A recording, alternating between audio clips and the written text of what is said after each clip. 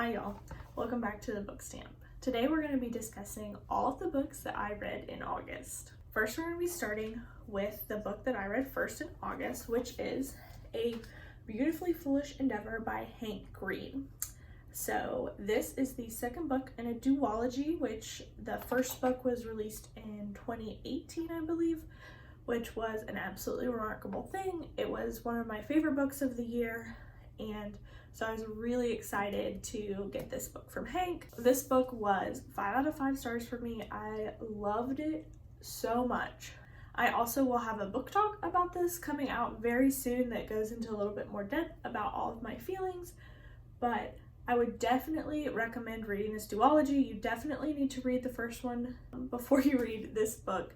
They pretty much flow right into each other. If you read the first book a while ago and have kind of forgotten it a little bit, there's actually a really great video on Hank's channel that is read by the audiobook narrator that is a summary of the first book. So I'll link down below if you want to go check that out before you read this one. Basically, this duology is looking at a first contact situation with an alien species and the ramifications on Earth of that when a girl named April May basically films a YouTube video of the first contact and becomes like super famous. And so it explores a lot of really in-depth themes like power and fame and the power of social media, as well as sort of more in the inner lives of the characters as well. It definitely feels like a extra long Star Trek episode, but like super updated for modern times. So if you love Star Trek and look for books kind of like that, I definitely recommend this one. The second book I read in August was White Trash by Nancy Isenberg. And I have had this book on my TBR for a long time, and I read it in the audiobook version, which I like to read audiobooks of books that I think are going to be a little bit drier. It makes them a little bit easier to get through. But basically this book tracked the like lower class of whites in America since colonization and when we first arrived here, especially looking at that through a southern lens, because most of the white trash lived in like Georgia and the southern states where you could basically go and find land a lot easier, and that's where a lot of like lower class people originally sort of migrated to. I found it very interesting, and it'll contrast well with another book that I read this year, which was about the Black diaspora, the Great Migration. So I thought reading those two sort of in sequence almost really gave a deeper understanding, because you get to see the like role of the lower class of whites, especially in the South, because that's where sort of the term white trash comes from. It's usually described to poorer southern working class people, and I rated it I think 3 stars because it was just a little dry. I think Nancy Isenberg, the author, is a professor, so it was almost a little academic, so it's the type of thing that the audiobook made it easier to get through, but I think I might have gotten more out of it if I'd read it physically. It's definitely a book that I've wanted to read for a long time, and I'm glad I did, but it was kind of middle of the road nonfiction for me. The third book that I read this month was Lioness Rampant by Tamora Pierce. I have no idea if I pronounced that correctly. It's the final book in the Song of the Lioness trilogy, which is, at least for me, Tamora Pierce's most famous and notable work. I think it's what most people know her for. So it basically tells the story of Alana, who goes by the name Alan, as she pretends to be a boy to become a knight in her realm. And it tells her story basically from starting as a page, and this book sort of ends right after she has become a knight and goes on a lot of her first quests. And this was a really influential book for me when I was a kid, so I really wanted to reread it. I did it on audiobook because I've already read the story, so I kind of know what's going on. The books, honestly, I still rated them, I think 4 or 5 stars, all of them, just for the emotional piece to them, but I don't know if they held up that well. They're definitely middle grade fiction, which I just don't really read anymore. I think for a middle grade reader, they're excellent. It's a classic. It should definitely be read. And I always love the dressing up as a guy trope. It's one of my favorite tropes. I'll always read it. But I didn't remember remember these books almost like at all. I remember a lot more from the second series, so like Protector of the Small, which I'm going to reread next because all the things I thought were in Song of the Lioness, I think were actually in Protector of the Small. So I'm very excited to read that series because I think I connect with the main character a lot more than I did with Alana. But again, so much nostalgia. I still really enjoyed the reread. The fourth book I read this year was The Seven Husbands of Evelyn Hugo by Taylor Jenkins Reid. And y'all, I read Daisy Jones and the Six way earlier this year. I didn't like it at all. Like, I literally think I rated it 1 star, maybe 2. But y'all did not tell me that Evelyn Hugo was this good. Nobody told me. Nobody told me that Evelyn Hugo was, spoiler alert, a bisexual icon. Like, nobody told me this book was this good. I like decided to read it because I was like, okay, the conceit is interesting. I really didn't like Taylor Jenkins Reid's other book I read, but like, this was so good. It probably will make my like top 10 books this year. I cried so many times. Y'all, I was just like, I listened to it on audiobook. It was raining. It was dramatic. I was just crying.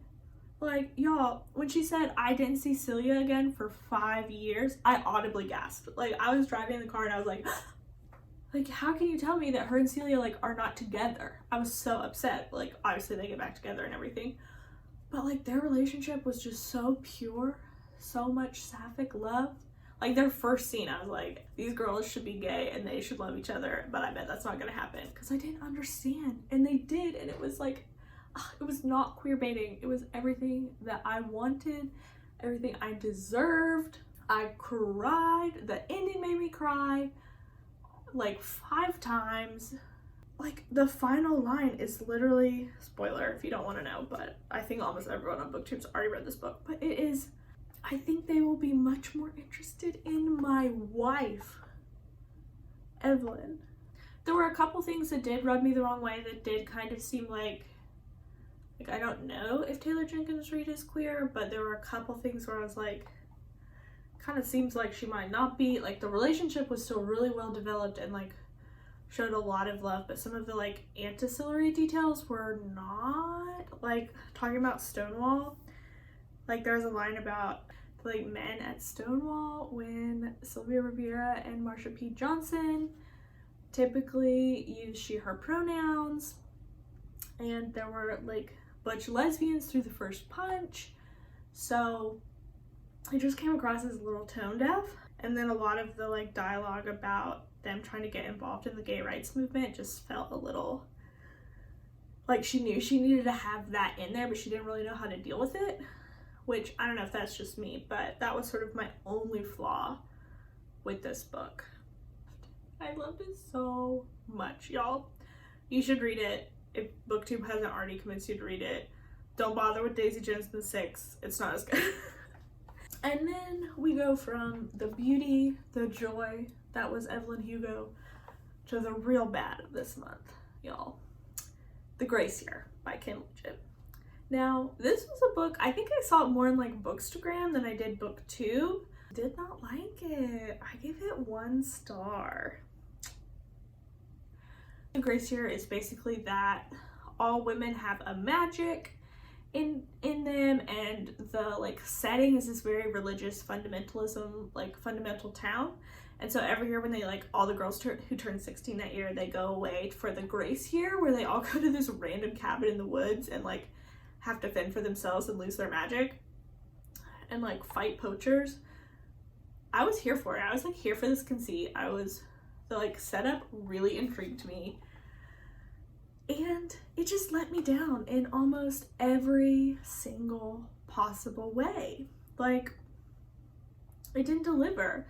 So first off, the town setup was like a poor man's Handmaid's Tale, but it didn't have any of the like believability and like the power of it. Like, there was no rationale for like why the town was like this. Like, I didn't even know if we were in a separate world than our world.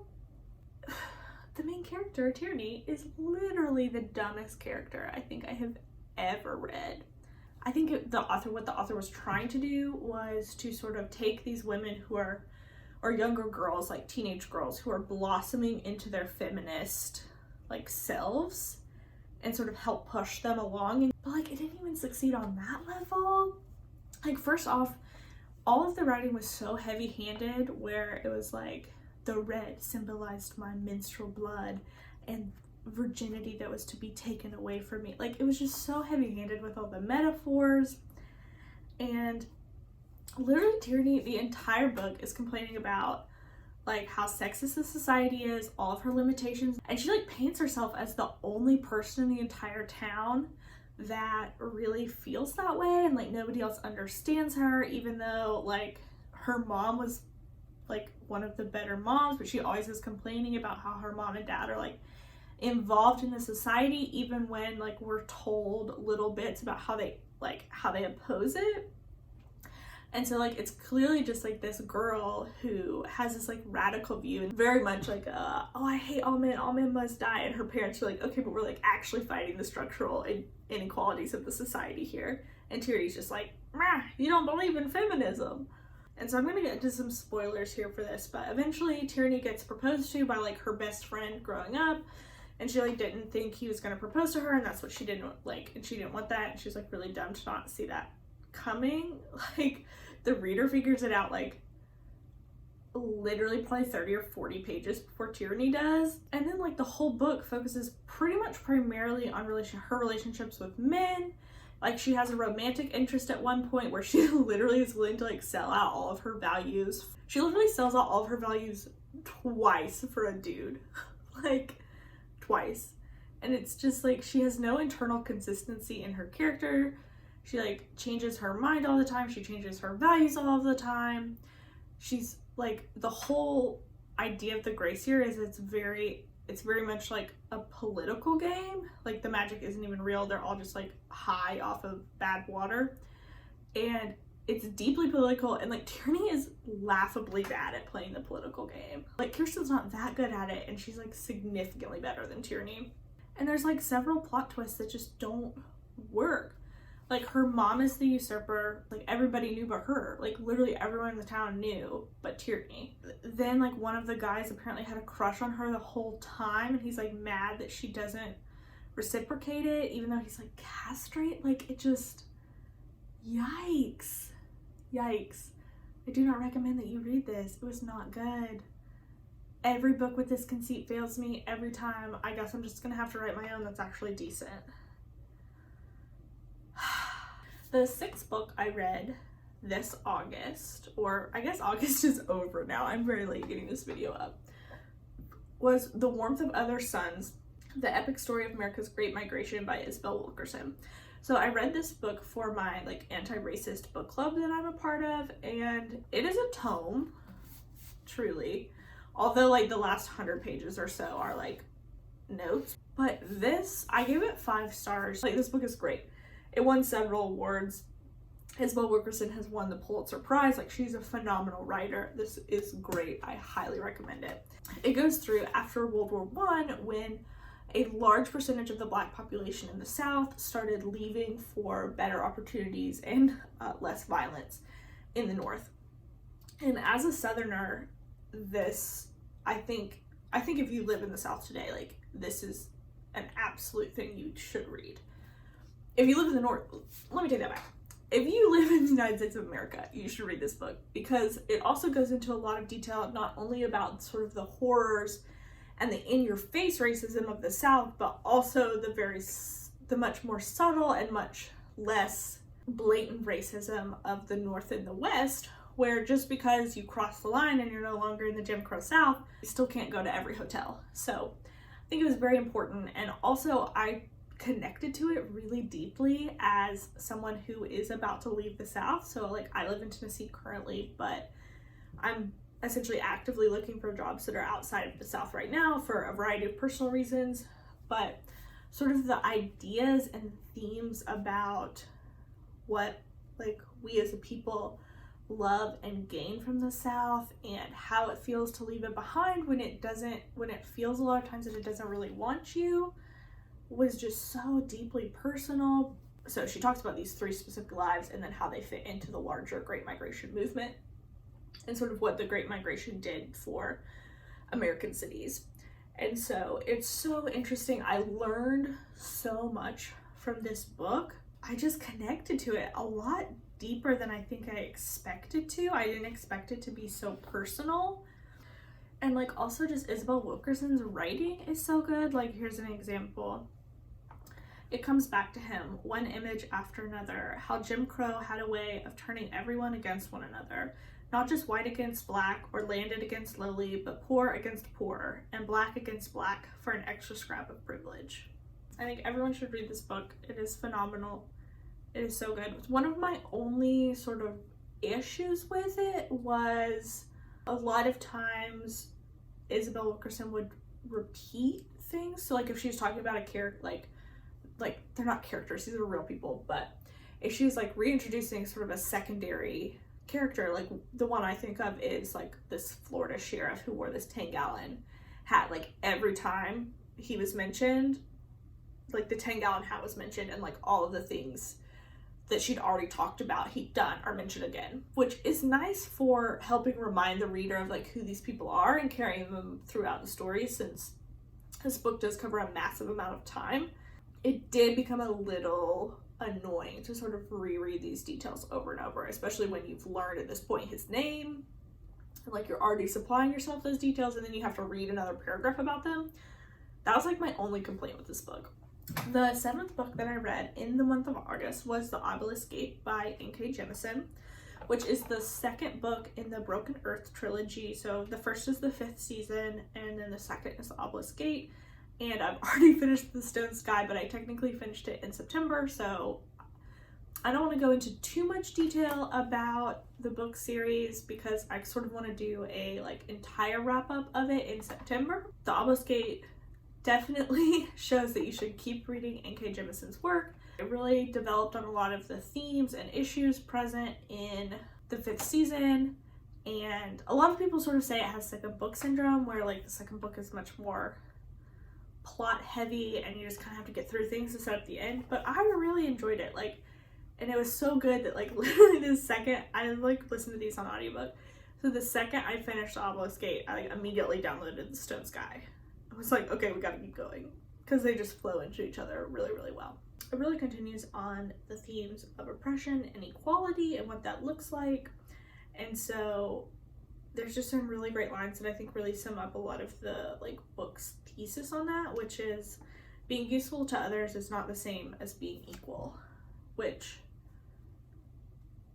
whew, that like, I just like want to sit with that quote. And so really the book did just like drive the plot and explain the world, but truly in a very compelling way. Like I still found the book extremely interesting. Like, so if you really like plot heavy stuff where like there's a lot of action, like this is a pretty good one, and it really expands the world and you get to see a lot of like new cool things about this world that N.K. Jemisin has built that's really unlike any I've ever seen or read. And then we have Nasun, who is like the sweetest character. She's a problem. Like all of her actions are like not what you want her to do, but like you believe them and you understand why she did them. Like my sweet baby, she's 10 years old and like the most powerful origin in the entire universe, and I'm just like, Nasun needs love, and like not from Shafa. Read the 5th season if you haven't already. Like that's what I came here to say. Read the 5th season. And last but not least, we have The Women's War by Jenna Glass. I actually really love this cover. Like I think it's one of the more striking covers. But if you can see the text here, it's an epic feminist fancy for the Me Too era. Which, do I agree with that? It is an epic feminist fantasy. I'll give you that. For the Me Too era, I would say it's an epic feminist fantasy for second wave feminism. Because it really takes a lot of second wave feminist ideas and expands on them. It's basically your standard European style fantasy world where there is magic and there are masculine and feminine elements. Men can control masculine elements, women can control feminine. And then sort of at the beginning of the book, the main character's mom creates this very powerful spell that basically gives women a choice in their fertility and kind of fundamentally shifts the magic of the region. the themes of the novel are sort of reproductive freedom, making that choice for themselves, and then there's also like a secondary theme of sort of women entering the job market in this world. But basically the main character ends up setting herself up as a political figure, and there's another character who is one of my favorites, Ellen, who is sort of the first queen of her realm. So you have these themes of women sort of finding their political agency and experiencing like power and that. So again, our main themes are reproductive freedom and women entering the job field / having political power, basically second wave feminist ideas. And it definitely reads like someone who hasn't really moved past second wave feminism. And like I say that, and I really enjoyed this book. Like I did. Like it's a bit of a slow book. It's a nice slow burn, but I really enjoyed the character work. I loved a lot of the characters. I found them very interesting, very real. But to call it like a modern feminist book, I think is misleading, because there are no queer characters in this at all. Not a single one. And the whole idea is based on the like idea that men can see this and women can see this, and we don't acknowledge that there are people who have neither of those genders, exist in neither of those ways. And there's like a whole slew of women who are prostitutes who are together all the time having sex with men they don't like, and we're not acknowledging that they're probably having sex with each other. Like, there's not a queer character. So there are definite flaws to this, and like that limited my ability to rank it any higher. Basically, I give this book 3.5 stars. I really want to give it 4 stars because I really did love the characters and sort of the world. I thought it was a very interesting way to look at it. It's really unlike another book that I've read, to be honest, but the like claims that it's this feminist epic fantasy when it really fails on a lot of intersectional feminist things. I don't think there was really a character of color either, or it wasn't obvious enough that I realized it. But so like it just failed on that premise for me, but I still loved the characters. So it's just like this, how do you rank that, you know? So I think I gave it 3.5 stars because I still found it interesting. I just think it should have been written 30 years ago. So, but in that same vein, there are no books that take a second wave feminist approach. So like I do feel like that's a gap to be filled, but I wish it had been done in a way that didn't have this like giant plot hole of non-binary characters would have solved all of the problems. So yeah, we're gonna end on sort of this ambivalent book that I had ambivalent feelings about, and I'm still very conflicted. So those are all the books I read this month. Thank you for coming along for all of my rants and raves and ambivalent feminist feelings and thoughts. I really hope you enjoyed this. Let me know if you've read any of these books down in the comments. I would really, really love to hear your opinions and thoughts. And if you have any suggestions for me based on the books that I read this month, I would be definitely very interested. So thanks again for hanging out, and I'll see y'all later.